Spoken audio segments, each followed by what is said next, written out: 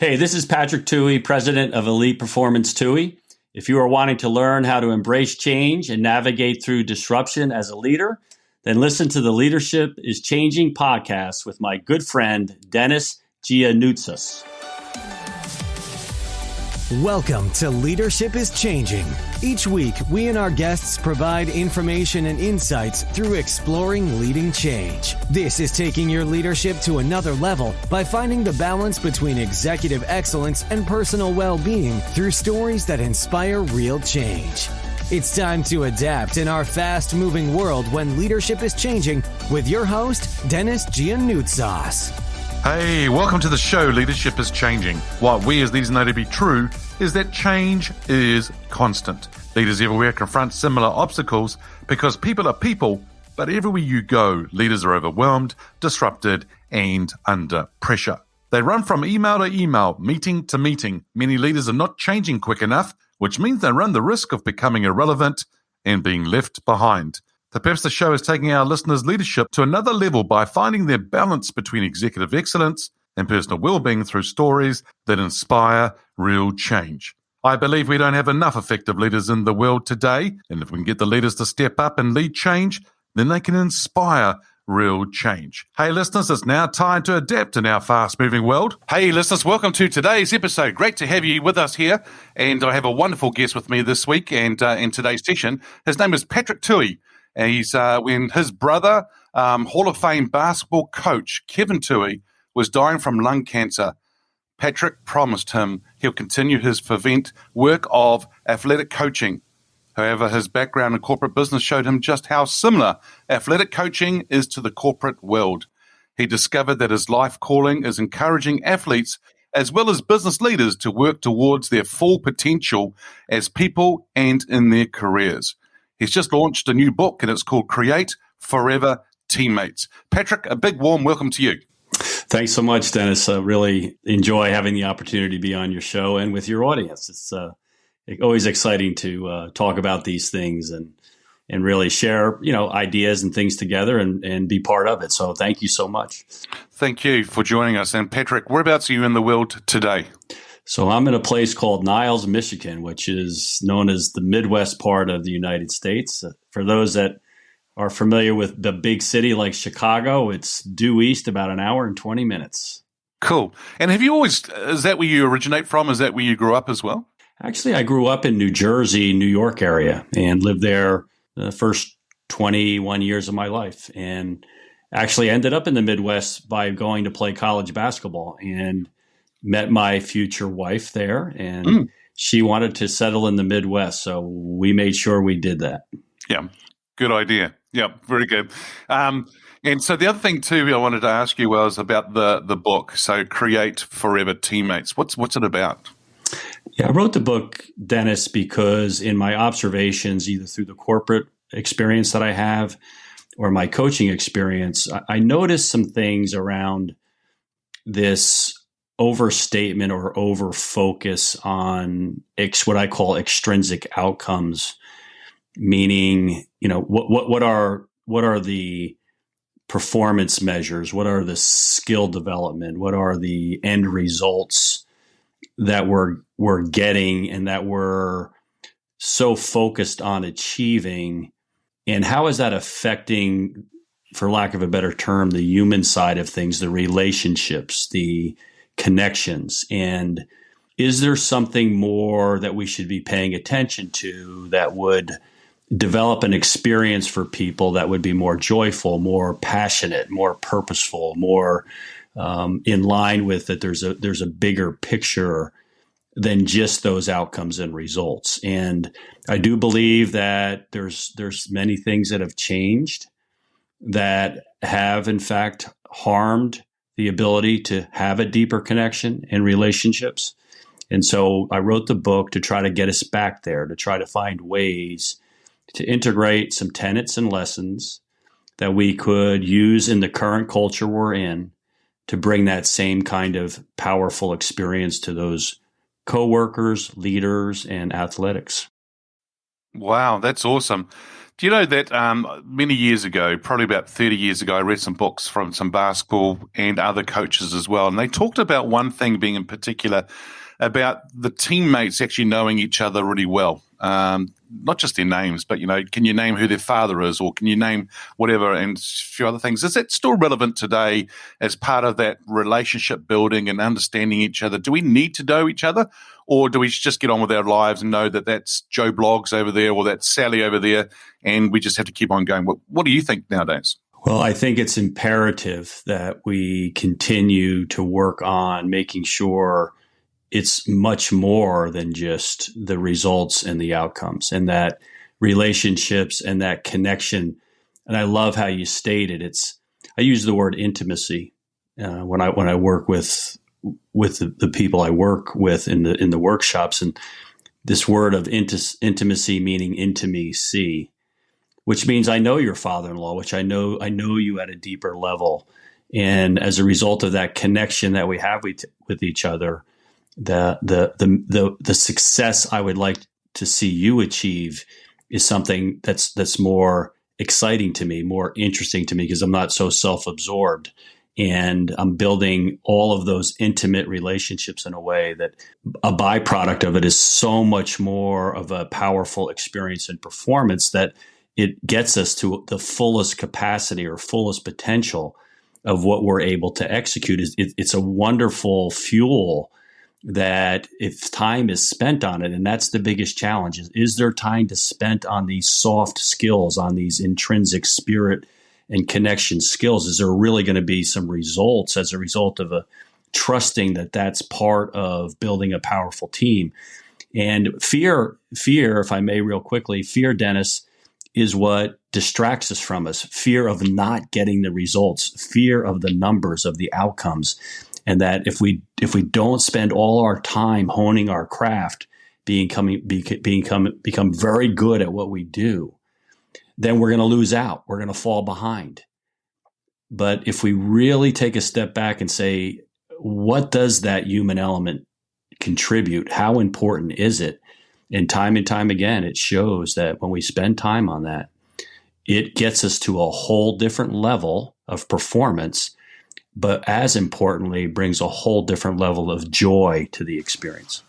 Wow, that's awesome. So listeners, look at that. Straight away, bang into it. And we're getting some awesome insights here from Patrick as well, and his thoughts around teams and around leadership and the way that we work, in particular around skills. I actually did an interview with another gentleman called Phil Holden, Patrick, here in New Zealand, and he's a chairman of some boards and so forth. And he talked about these soft skills are actually hard skills. And in other words, they're important, but they're actually the ones that are going to really help us, but not always easy to do. And so I'm glad what you're just sharing there with us. And it sounds like the book as well really helps people understand it a little bit more. But it's really, really important that we actually pay attention to it and do something with it. Absolutely. And, when I talk to people who are working in this kind of environment and culture, a lot of what I hear now, it's not everybody, Dennis, but there's a big enough percentage of people that what I hear from them is, that their experience is more drudgery than it is fun. That there's this lack of a whole bunch of different things that are occurring, lack of trust, lack of this sense of being included and belonging, and a lack of really just having any kind of connection to the people within the organization or on the athletic team that would give them a reason to want to contribute at a different level. And so and then there's other challenges as new generations come into the workforce, they want more from the experience. They, believe it or not, Dennis, they want a more balanced life. They want to tap into, what is it? What else is important? What's in the bigger picture about my whole experience and who I am as a person? Not only in being, a very strong leader, not only being very dedicated to my craft, not only becoming very skilled, but there's other parts of my life that are very important to me. And those other parts of their lives have to do with a lot of family. It has to do with friends. It has to do with connections. It has to do with, this human element. Now, these as leaders are things we have to be paying attention to. if we're going to keep the most talented people, if we're going to keep the most powerful performers, these are the things that we need to begin to adjust to. And I know for me that it's this, industrial age mindset is what I call it or refer to it, that we operated under for a long, long time. And it served us very well. However, things are changing. They're already in flow. This worker, this teammate wants to have collaboration, co-creating. They want to have this inclusion. They want to have all these things. There's guardrails to it. There's things and disciplines that have to remain in place. But overall, as leaders, it requires emotional intelligence. It requires a whole bunch of skill sets that maybe we're not so used to, or we have to develop ourselves as leader, which becomes very discomforting because that's not how we're used to leading. But this workforce is demanding it from us. So it's really exciting to me. And I love the fact of learning and growing. And as a leader, how do I need to change? What fears am I willing to face? How am I able to look at my shortcomings and things of that nature and become a more powerful influencer and motivator? Because as leaders, that's our primary job. How are we influencing and motivating? We need to know where our people are in respect to the space they're in the present time they're in, and the shoes that they're walking in, and how they see things differently. So I know I've gone on a little bit there, but it's all those things. Yeah, it's brilliant. Well done. Thank you for sharing. I think they're wonderful things. And fear is a big one that actually holds a lot of people back. They're not happy at work, and they don't like it because they're not being treated well, or there's all sorts of things going on, but they don't go. Why? Because of the fear of not getting another job, and am I ever going to do this? And can I succeed in another role? And is the grass really greener on the other side? So there's a lot of things that go on through people's minds, and those 6 inches between our ears, wow, that processes a lot of things, right, for a lot of people. So, Patrick, how did you get into leadership? I would say my initial introduction to leadership didn't come with, a purposeful intention to do so. It evolved around athletics. And so, as I participated in sports at the high school and college level, when I was at the college level, I was given for the first time, the responsibility of being a captain, which meant that I had to think about somebody other than myself.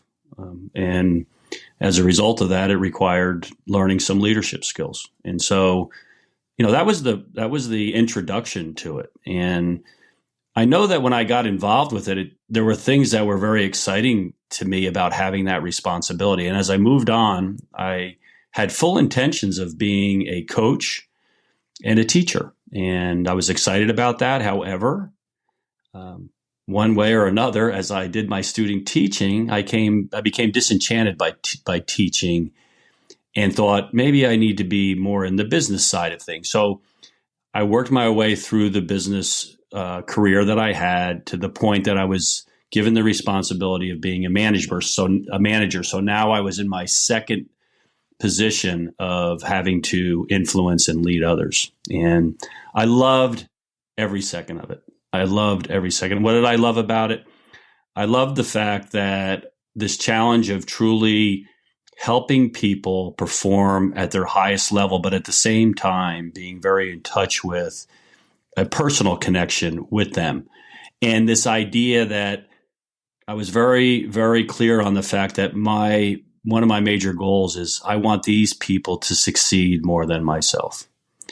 And with that in mind, I was able to, open myself up to a commitment of getting a lot of joy out of watching these workers succeed. And so that led to, fast forward, I decided, you know what?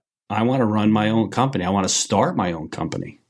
I want to give it a go. I think it's worth the risk. I remember telling my wife, I'm going to be leaving this corporate job and I'm going to go start a company. And she said, "You're crazy. We have 2 young kids and you're blowing this great career you've built for yourself." I said, "Deb, I have to try it. I have to do it." And so I did. And so that put me in a whole different level of not only running a business, owning the business, learning, who are the right people in respect to not only what's their commitment to the work, but what's their commitment to the culture that I wanted to build.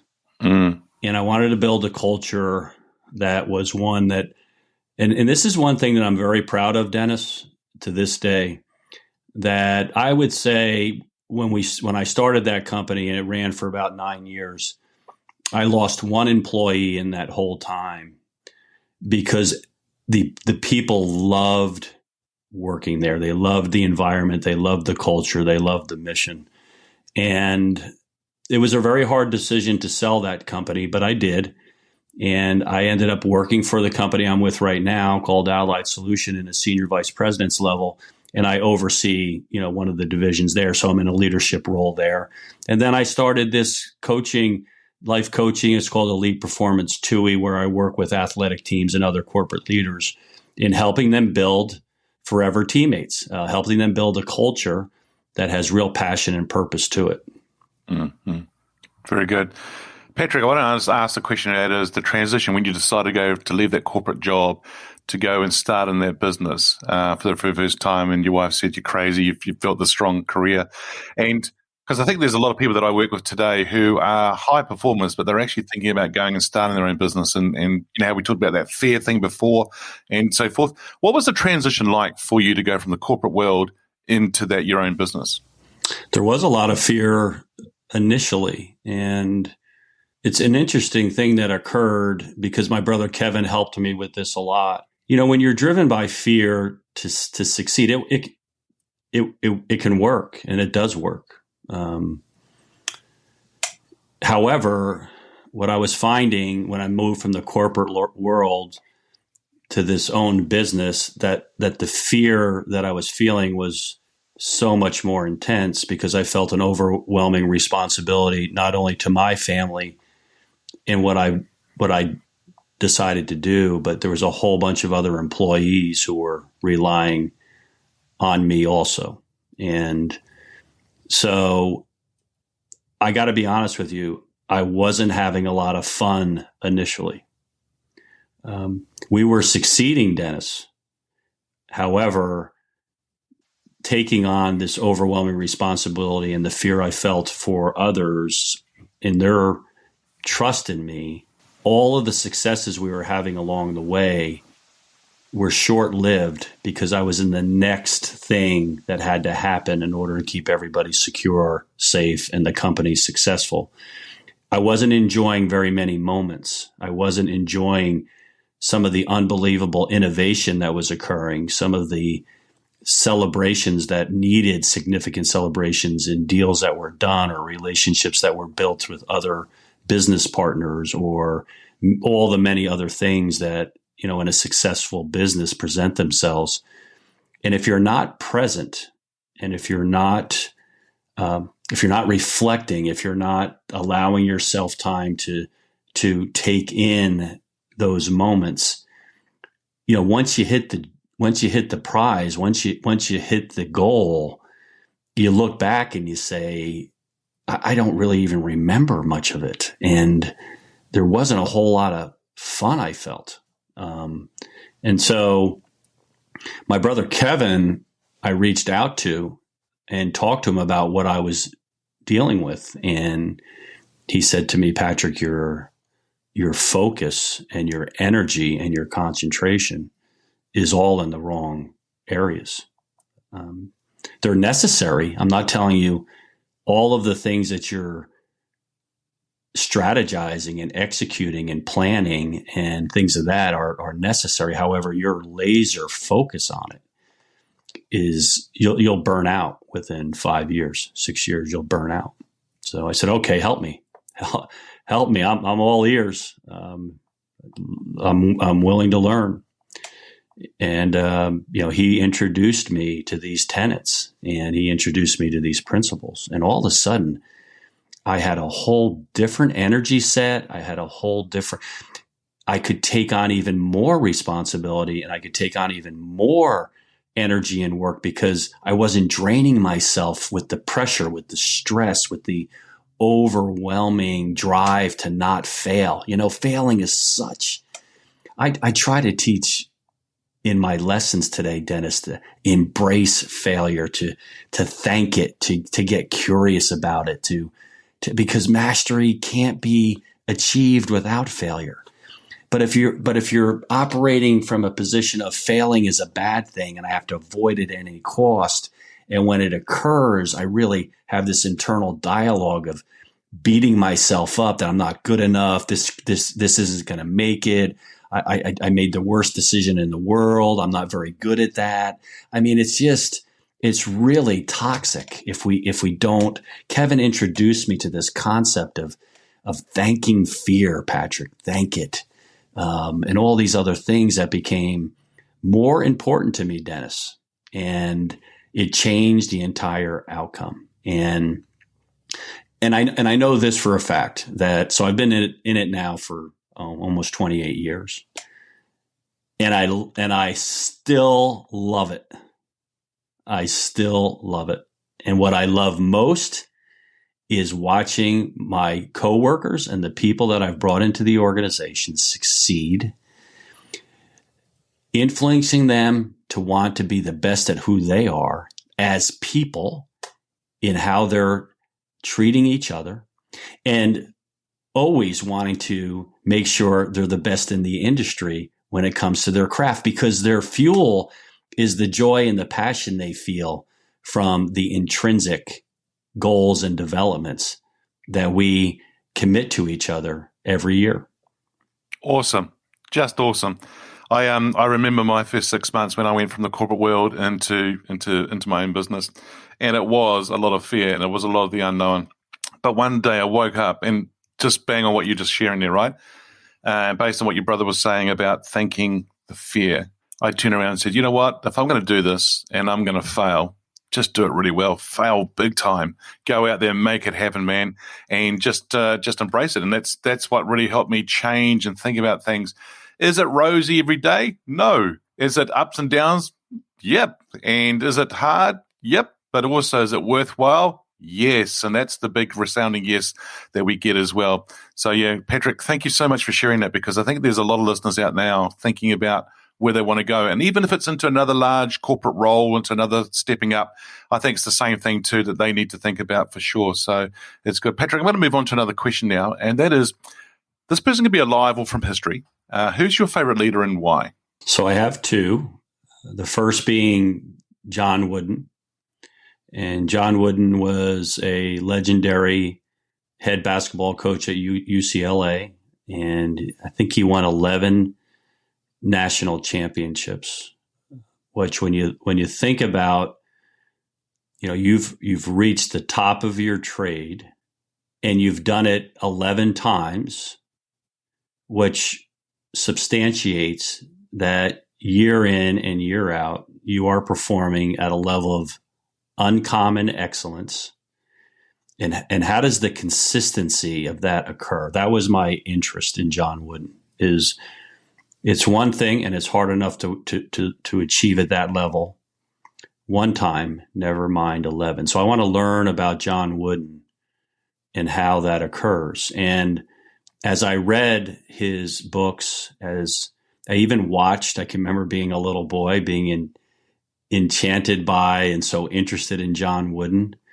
When there was one game on a Saturday and not 1,000 during the week like there is now, and you couldn't wait for that one game to come on TV, and I'd sit there and watch John Wooden coach, and what everything I read about John Wooden, Dennis, was his focus on people development, on integrity, on selflessness, on humility, on care, on a number of different things that he didn't go at that mediocre. He was extremely intentional to the point that he developed what's called the pyramid of success.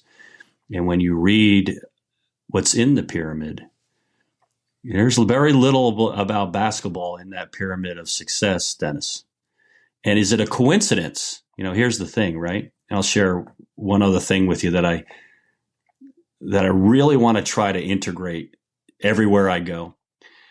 when you read what's in the pyramid of success, it has very little to do with basketball, because John Wooden, who was way ahead of his time, knew the power of personal development. He knew the power of some of those tenets I just talked about, and how powerful a unit would be if everyone was committed to those things, if everybody realized the importance of those things.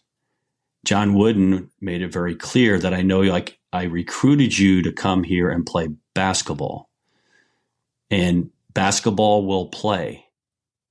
But what you may not have had a total grasp on, although I may have talked about it in my recruiting, as a matter of fact, I made sure to talk about it, you're going to walk out of here prepared to be a successful contributor to the world as a person.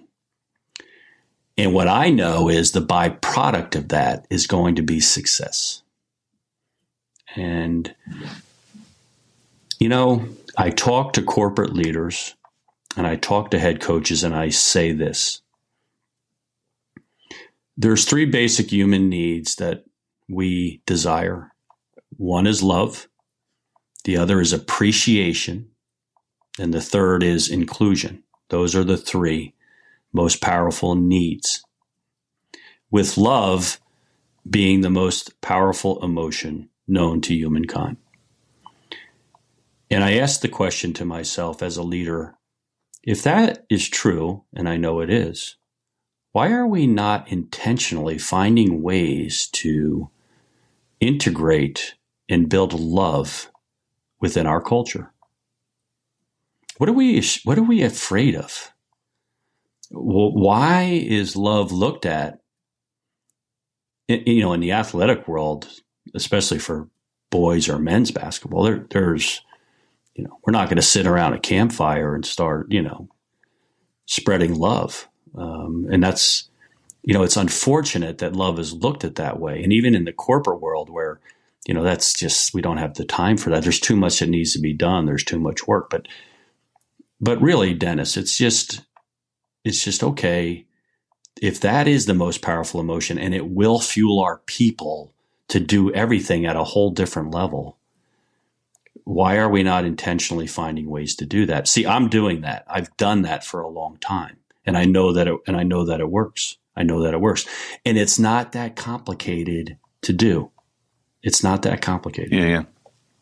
It's not at all. No, not at all. Yeah, Brene Brown was the second one. I love Brene Brown. What I love about Brene Brown is she challenges leaders to be brave, to be courageous, to be vulnerable, to have, tough conversations, to really be in honesty and truth, to not be afraid to have disappointment occur and deal with it and talk about it and communicate about it, and as well as failure and a whole bunch of other things. I think Brene Brown brings in a education and a teachings and lessons around her writings that are current, that not only are they current, but they're also very valuable tools that are going to serve well in the future in respect to who you need to be as a leader. And so I'm always very interested in her writings and what she has to say. And I use a lot of her information and a lot of her teachings in my own programs. Yeah, Patrick, I'm just thinking about time that we've got together here, so I just want to ask you some other questions too. Leadership is Changing, that title of the show, what does that mean for you? Well, I'll tell you, leadership for me is in the changing challenges.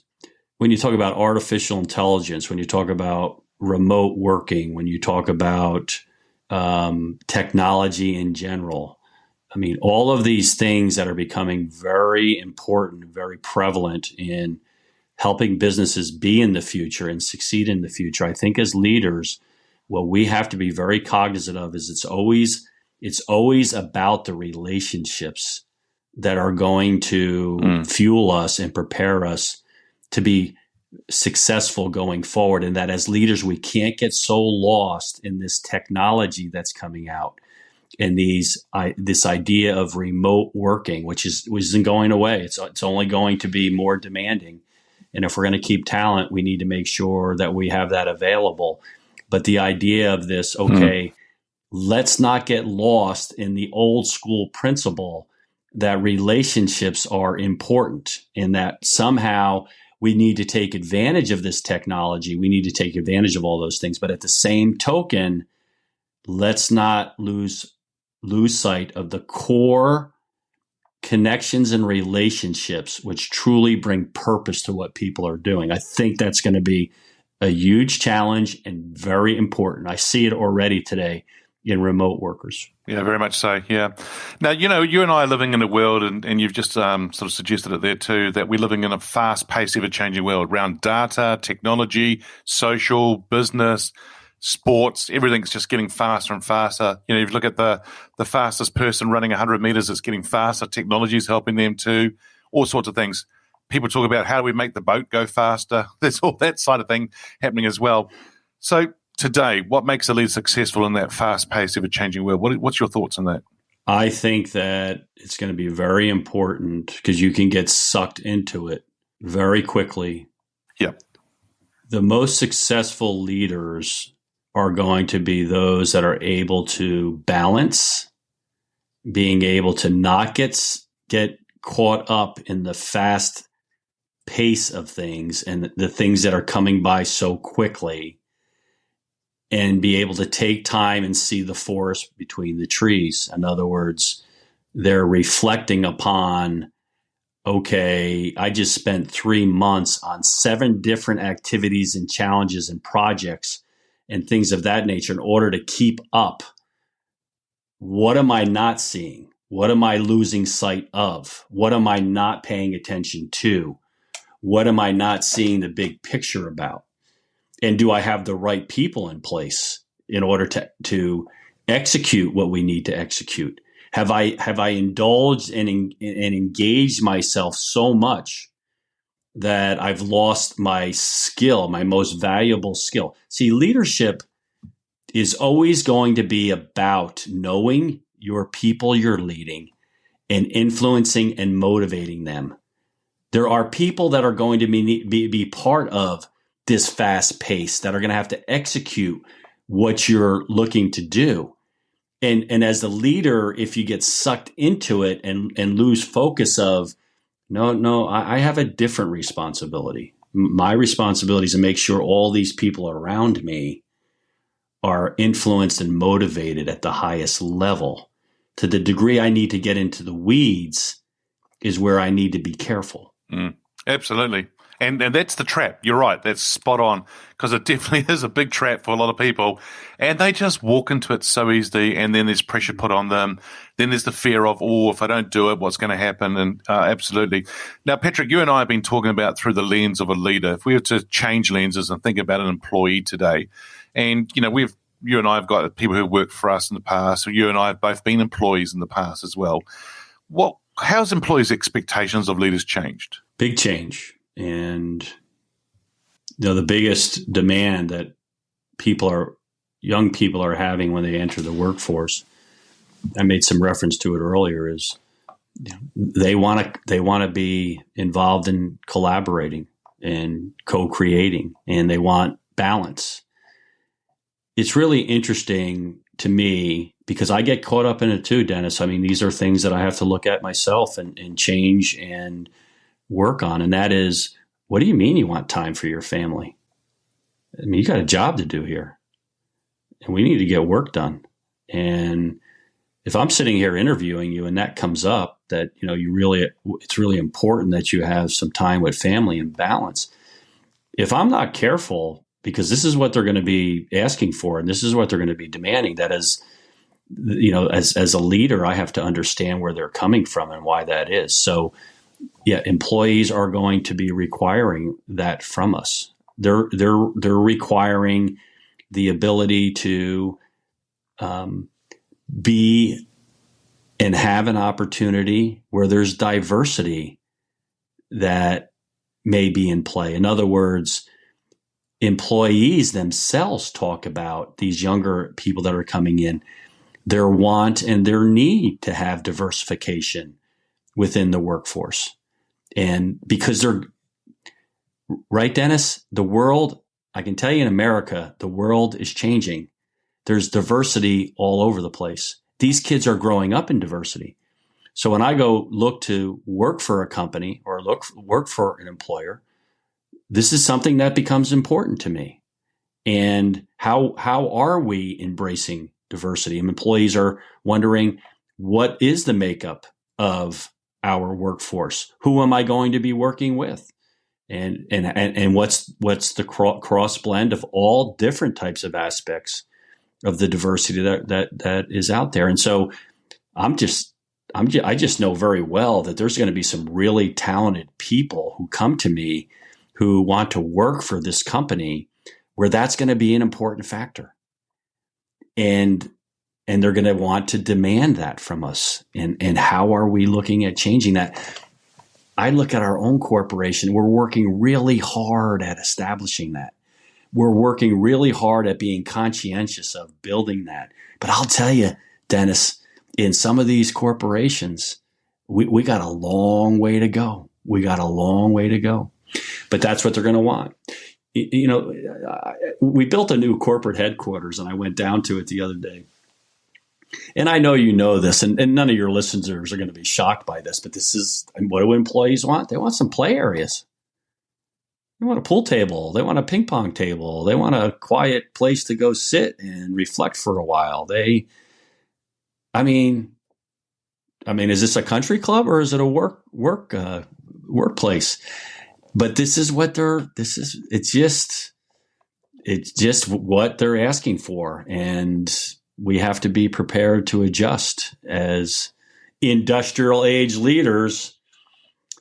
We have to learn to say, okay, there's something to this, and I don't want to lose out on the most productive, high, elite quality workforce that's out there looking for employment and looking for placement. We want them attracted to our corporation. We want them coming to see us, and this is what they're going to demand from us. Yeah, and they are, and it's been around for a long, long time, but a lot of them haven't been willing to or didn't have that courage to want it or demand it. And with the Brene Browns and so forth are helping people understand that they can ask for these kind of things and they should do it as well. Yeah. And why not? I mean, good on them. I mean, they spend most of their life working with people. Let's make it a little bit more fun and enjoyable and some place to go. Because if we can do that and we be smart as leaders to help them grow, be the best people, because a lot of them, Patrick, I'm finding is, in fact, there was a person I was working with recently who somebody left and the person was young and millennial and then they started going on about them and it's like, whoa, wait a sec. You got to think about why they actually left and think about it. And it was, they're actually looking for strong leadership. Maybe you might want to look and do a little bit of reflection yourself in the mirror to see, are you the right leader? Have you been given the right doing the right things? Will you ever be perfect? Once again, no. But the thing is that we need to be going on that track. So it's really interesting. And it seems to be getting louder and louder every year of late. So it's pretty really interesting to see. You know what they're hearing, Dennis, and they're not hearing it. They observed it. Well, they're feeling it. And they're feeling it for sure. But they're looking at their parents, okay? And when dad comes home or mom comes home, for many, many years as they were growing up saying, I'm just not having a lot of fun, but I'm paying the bills and we're putting food on the table. And I'm going to go back and do the same thing tomorrow because that's what's important. We have to have a roof over our heads. And it's not about whether I like my job or not. As a matter of fact, I hate my job. Yep. And I'm sure they observed that and said, is that the life I want?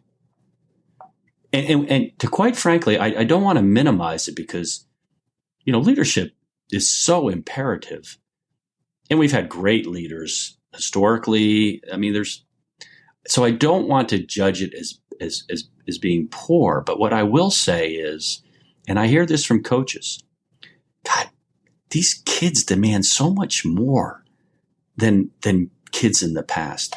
I hear leaders say, God, these new workers demand so much more. Well, I'm going to use your statement. Good on them.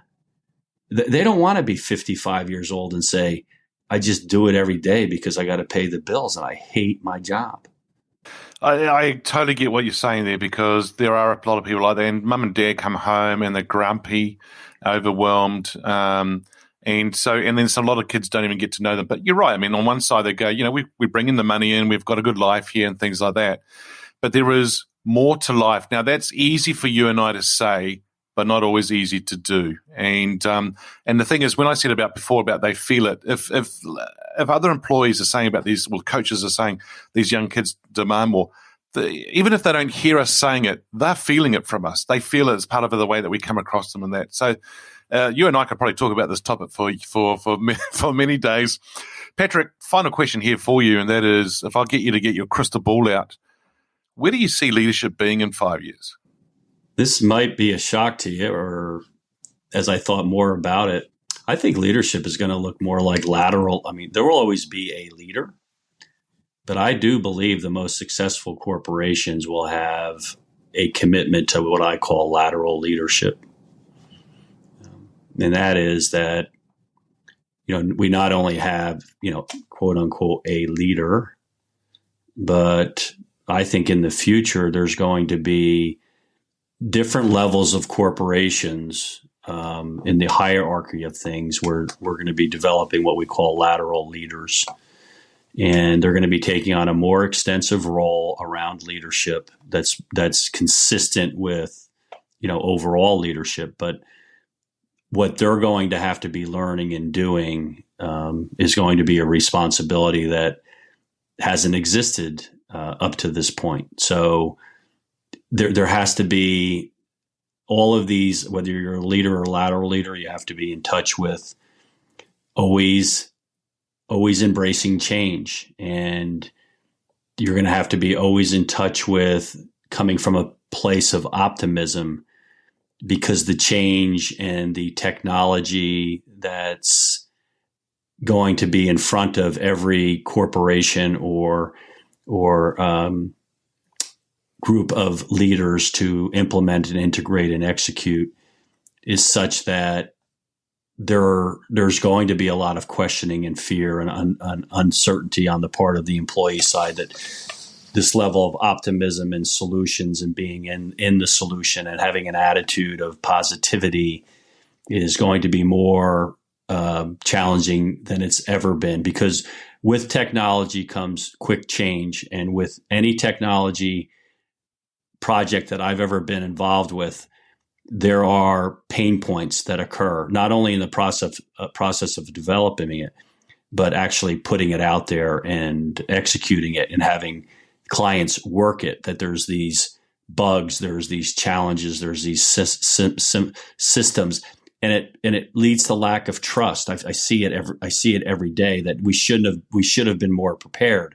We should have done more beta testing before we put it out there. Now we've got a bunch of clients that are unsettled and not happy with our service. And so there's these elements that, again, technology brings in that leaders in the past did not have to be so prepared for in order to adjust, to integrate. Change is what we're going to be facing, and we have to develop this culture of being excited about it, being able to be positive about it, optimistic about it, and work through it, so that we have this consistency around trust and belief in what we're doing. So those are just some of the things that I believe they're going to be faced with down the road. Fascinating. Patrick, hey, thank you for joining us on today's show. If our listeners are wanting to get hold of you, where should they go? Best place is my website. It's Elite Performance Touhey, 2-e.com. So Elite Performance 2 is one word, and it's TOO-e.com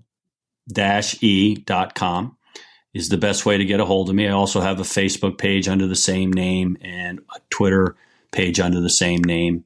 The book itself is available on Amazon, Barnes & Noble, and if you actually Googled Create Forever Teammates, there's other book outlets that have it available. But those are the best ways.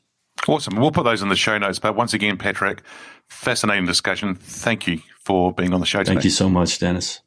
All right, listeners, remember, it's always about the relationship and always embrace change.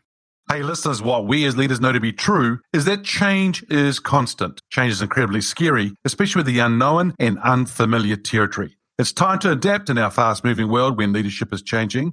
Look out for the episodes as they're being released. Download them, have a listen, put a review and a rating. Feel free to share them with your friends, your family, and your network. Hey, if there's any feedback you'd like to give me about the show, or if there's a question you have for the Ask Dennis Freestyle episode, then send me an email, dennis@leadingchangepartners.com. Hey, listeners, it's always a pleasure being with you. Thanks for tuning in. Until next time, bye for now. Thank you for listening to this episode of Leadership is Changing with your host, Dennis Giannoutsas. Each week, we and our guests provide information and insights through exploring leading change, inspiring executives and leaders to adapt and lead a bigger game in a fast-moving world.